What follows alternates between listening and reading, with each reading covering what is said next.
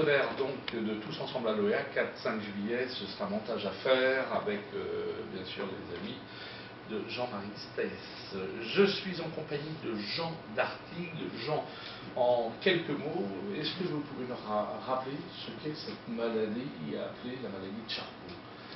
La maladie de Charcot, c'est une maladie neurologique qui consiste à une perte de commande des muscles volontaires.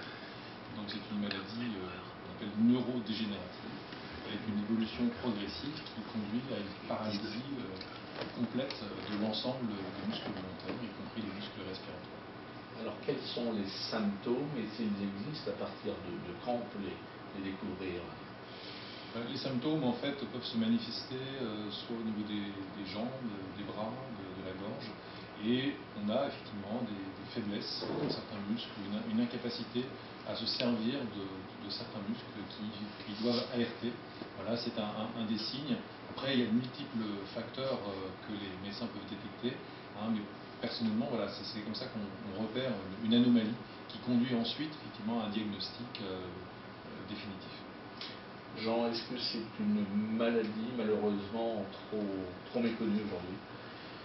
Clairement, ça fait 150 ans que la maladie de Charcot a été découverte, et en 150 ans, la notoriété de cette maladie a grandi, mais pas encore assez. L'année dernière, on a eu le Ice Bucket Challenge qui nous a donné une publicité mondiale. C'était la première fois en 150 ans qu'on avait une telle publicité.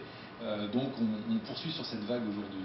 On rappelle que l'on se mettait des seaux sur la tête, que toutes les vedettes en ont parlé. Je ne vais pas le dire en anglais parce que mon accent n'est pas très bon, mais c'est ça. C'est bien ça, exactement. Oui, c'est un phénomène lié, qui est né sur les réseaux sociaux et qui a pris une ampleur absolument impensable et qui devient aujourd'hui une référence pratiquement pour toutes les associations parce que tout le monde voudrait faire pareil. Alors aujourd'hui, on ne peut malheureusement pas encore guérir cette maladie, mais est-ce qu'on peut peut-être non pas la stopper, mais la stabiliser? Malheureusement, non. Aujourd'hui, on n'a ni moyen de ralentir, de stabiliser, de guérir, et encore moins évidemment d'éradiquer cette maladie dont on n'a pas encore compris toutes les origines, toutes les causes.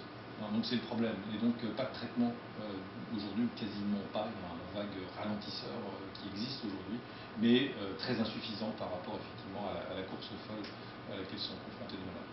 Et on peut comptabiliser là aussi le nombre de malades, peut-être en Bretagne, voire même en France, qui sont atteints par cette maladie? On va dire en France aujourd'hui on est sur un chiffre d'environ 6 000 personnes. En Bretagne on va être sur 400-500 personnes à peu près sur les 4 départements. C'est l'estimation qu'on peut avoir aujourd'hui.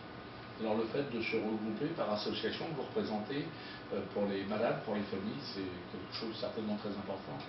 C'est fondamental. L'ARS-LA, moi je suis vice-président, en effet, existe depuis 30 ans, et l'association nationale de référence qui est devenue un véritable acteur de la santé publique, et donc qui fédère finalement beaucoup d'associations locales, régionales, qui organisent en effet des événements comme à l'OEAC, et c'est ce qui permet d'alimenter, en termes de collecte, de dons, notre association qui se partage entre la recherche, l'aide à la recherche et l'aide aux malades.